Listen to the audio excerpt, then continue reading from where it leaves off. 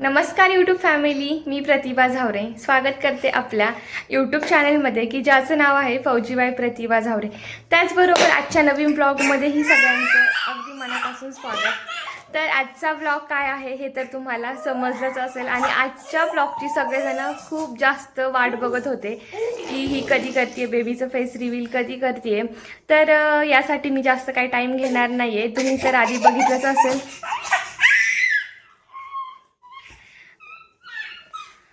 तुम्ही तर आधी बघितलंच असेल की 2-3 व्हिडिओ अगोदर आले आणि आजचा व्हिडिओ लगेच फेस रिव्हीलचा आहे।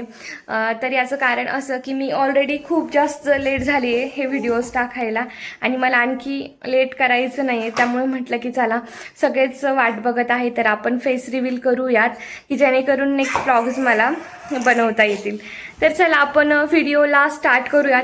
व्हिडिओला सुरुवात करण्याआधी जर तुम्ही अजूनही आपला चॅनल जर सबस्क्राईब नसेल केला तर नक्की करून घ्या की जेणेकरून या पुढचे येणारे जे नवनवीन व्हिडिओज आहेत हे तुम्हाला वेळेत बघायला मिळतील।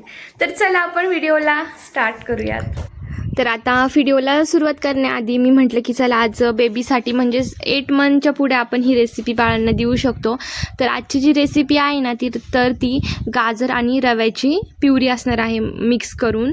तर आता हे मी कसं बनवते ना, हे मला माझ्या 2-3 फ्रेंडने विचारलं होतं की तू हे नेमकं कसं बनवते, रेसिपी व्यवस्थित शेअर कर। तर त्यासाठीच मी आज रेसिपी शेअर करणार आहे। तर इथं मी घेतलेलं आहे गाजर आणि तुम्ही गाजर बघू शकता कसं आहे। तर हे गाजर आपल्या घरच्याच वावरामधलं आहे आणि एकदम एकमेकांना ते गुंडाळलेलं आहे मस्त। तर मग आता मी हे छानपैकी धुवून घेते। तर धुवून घेतल्यानंतर आणि ह्याला बघू शकता किती मोड आलेले आहेत, म्हणजे मी असंच ठेवलं होतं फ्रीजमध्ये आणि फ्रीजमध्ये त्याला एवढे मोठे मोठे मोड आलेत की ते आता लावले तरी। आणि गाजर किती म्हणजे तुमचं बेबीला तुम्ही किती खाऊ घालताना त्या क्वांटिटीनुसार तुम्ही घेऊ शकता। जर छोटे गाजर असतील तर 2 घ्या आणि जर मोठे गाजर असतील तर 1 सफिशियंट आहे। तर अशा पद्धतीने मग तुम्हाला घ्यायचं आहे तुमच्या बाळाच्या खाण्यानुसार। मी आता एवढं गाजर किसून घेतलेलं आहे आणि डायरेक्ट मी चाळणीमध्येच किसून घेतलेलं आहे की जेणेकरून मला परत दुसरी प्लेटमध्ये किसून मग परत चाळणीमध्ये ठेवावं लागेल, त्यापेक्षा मी डायरेक्ट चाळणीतच घेतलेलं आहे।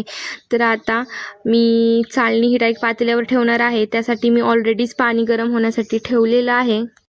आणि जर तुम्ही पाणी अशा पद्धतीने अगोदरच गरम होण्यासाठी प्रीहीट होण्यासाठी जर ठेवलं ना तर 2 ते 3 मिनिटमध्ये तुमचं गाजर एकदम छान असं मऊ शिजलेलं असणार आहे। तर आता याच्यावरती तुम्हाला आणखी एक प्लेट ठेवायची आहे की जेणेकरून वाफ कोंडून राहील आणि लवकर आपलं गाजर शिजल्या जाईल। आणि इथे मी ग्लासमध्ये मेथी आणि जिरे भिजत ठेवलेलं आहे। आज फक्त मी मेथी आणि जिरेच ठेवलेलं आहे, रोज नेहमी मी बडीशेप पण टाकत असते वेट लॉससाठी।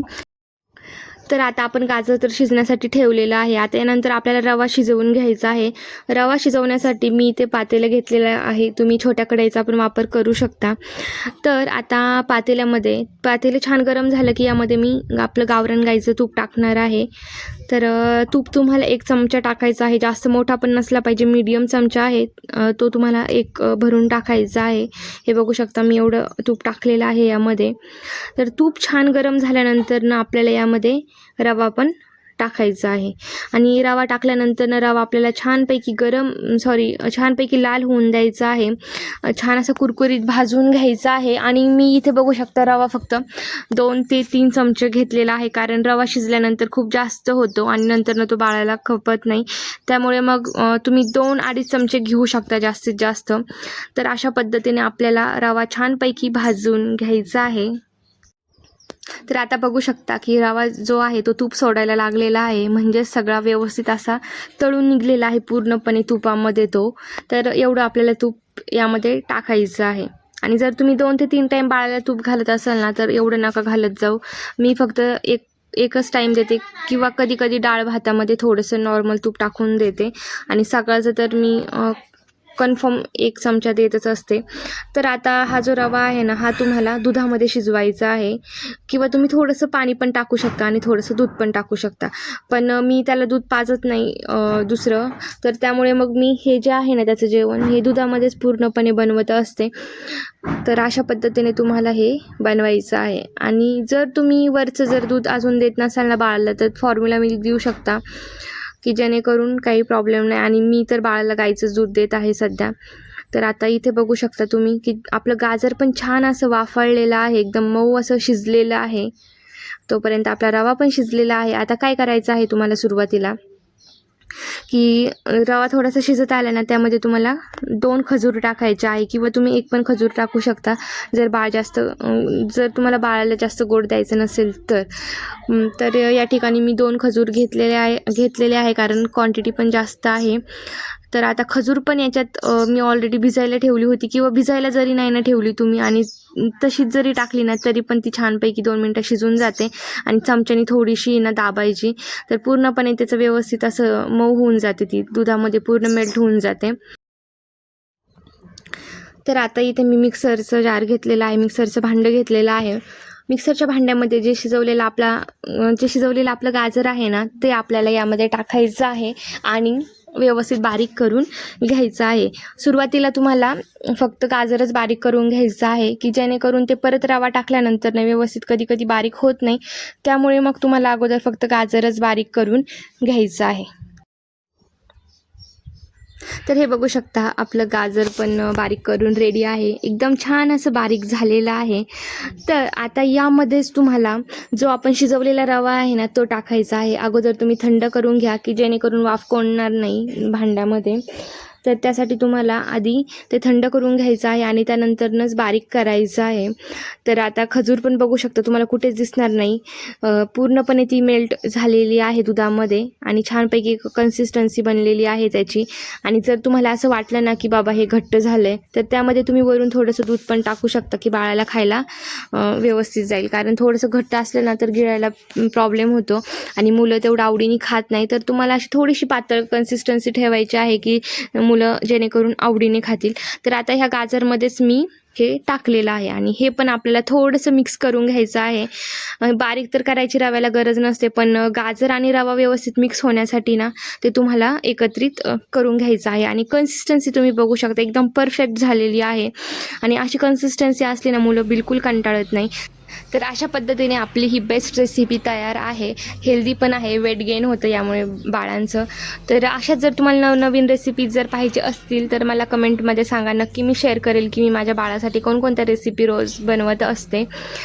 तर चला, मेन आहे टॉपिक आपला की फेस रिव्हील करणं. सगळे एक्सायटेड आहे, so let's go. Hello hello baby, hello.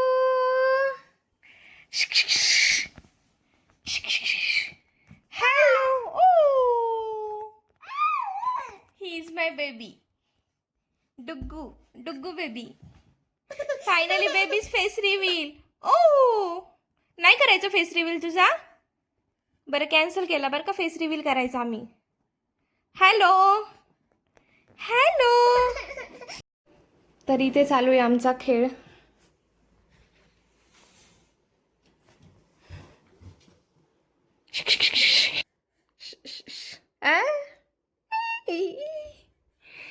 So finally.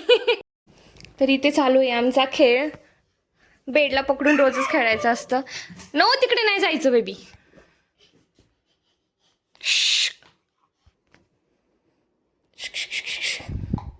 Hello.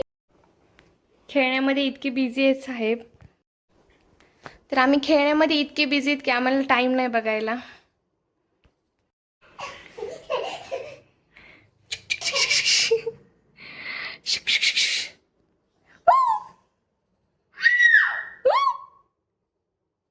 Hello.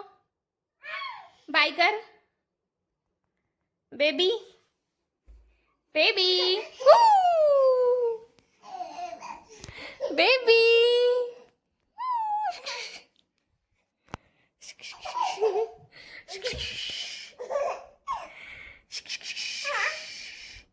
Hello hello.